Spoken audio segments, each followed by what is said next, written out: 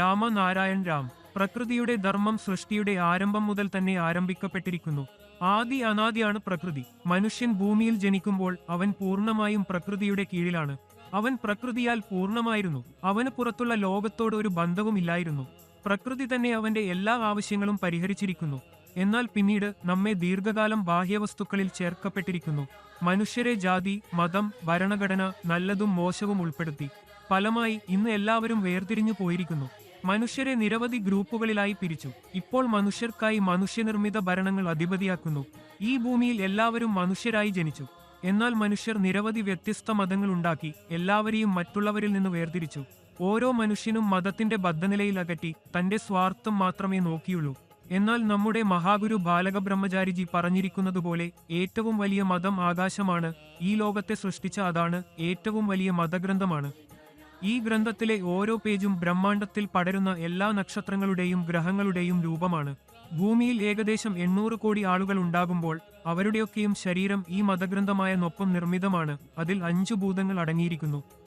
ഇവിടെയാണ് നമുക്ക് ഊർജം ലഭിക്കുന്നത്, ബുദ്ധി ലഭിക്കുന്നത്. ഈ ബുദ്ധി തന്നെയാണ് നമുക്ക് ജീവിതത്തിന്റെ സത്യം മനസ്സിലാക്കാൻ സഹായിക്കുന്നത്, എങ്ങനെ എന്ത് രീതിയിൽ ജീവിക്കണമെന്ന്. മതത്തെപ്പറ്റി പറയാൻ, മതം എല്ലായ്പ്പോഴും എല്ലാവരുടെയോ സമാനമായിരിക്കണം. ഈ ഭൂമിയിൽ മതത്തെ വ്യാപാരമായി എടുക്കുന്നവരെ പുറത്താക്കേണ്ടതാണ്. ചിലർ മതത്തെ ഒരു വ്യാപാരമായി കാണുന്നു. അവരെ തിരിച്ചറിയുകയും അനുയോജ്യമായ ശിക്ഷ നൽകുകയും ചെയ്യണം. മതം ഒരു വസ്തുതശാസ്ത്രത്തിന്റെ ഭാഗമാണ്, അതിന്റെ നിലപാടുകൾക്കുള്ള സാക്ഷ്യമാണ്. നമുക്ക് മതത്തെ ഞങ്ങളുടെ ധനം, മനസ്സും ശരീരവും ഒരുമിച്ച് മനസ്സിലാക്കേണ്ടതാണ്. എങ്കിൽ മാത്രമേ നമ്മുടെ ജീവിതം അർത്ഥം വഹിക്കുകയുള്ളൂ. മതം വെറും പ്രതിമ പൂജ അല്ല, ഇത് ജാതിവാദമല്ല. മതം എന്നത് ഒരു ഹിന്ദുവായിരിക്കാൻ, ഒരു മുസ്ലിമായിരിക്കാൻ, ഒരു സിഖായിരിക്കാൻ, അല്ലെങ്കിൽ ഒരു ക്രൈസ്തവായിരിക്കാൻ എന്നല്ല. ജലം പങ്കിട്ടു കാണുകയോ സൂര്യനിന്റെ പ്രകാശം പങ്കിട്ടു കാണുകയോ വായുവും വെള്ളവും വേർതിരിക്കാൻ കഴിയാത്തതുപോലെ മതം എന്നതിന്റെ പങ്കുമില്ല. മനുഷ്യൻ മതം ഉപേക്ഷിക്കുകയാണെങ്കിൽ അവന്റെ ശരീരം നിലനിൽക്കുമോ? നമ്മുടെ ശരീരമെല്ലാം നമ്മുടെ യഥാർത്ഥ മതമാണ്. നമ്മളുടെ ശരീരം 5 മൂലകങ്ങളിൽ നിന്നാണ് നിർമ്മിതമായിരിക്കുക.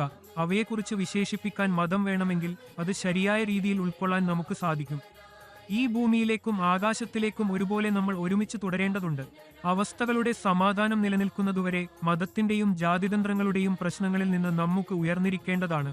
സമൂഹം മതവിഭജനം, ജാതിവാദം എന്ന പേരിൽ ഭൂമിയെ പലതവണ വിഭജിച്ചു. അത് തുടരുമ്പോൾ സമ്പൂർണ്ണ ലോകം പരസ്പരം ശത്രുക്കളായി മാറും. ഇപ്പോൾ സമയമായിരിക്കുന്നു എല്ലായ്പ്പോഴും ഈ പ്രശ്നങ്ങളോട് പൊരുതി ഒരുപോലെ ചേർന്ന് സമതാവാദം, മതനിരപേക്ഷതയും പ്രഗതിശീലിതത്വവും പ്രോത്സാഹിപ്പിച്ച ഒരു സമൂഹം നിർമ്മിക്കാൻ.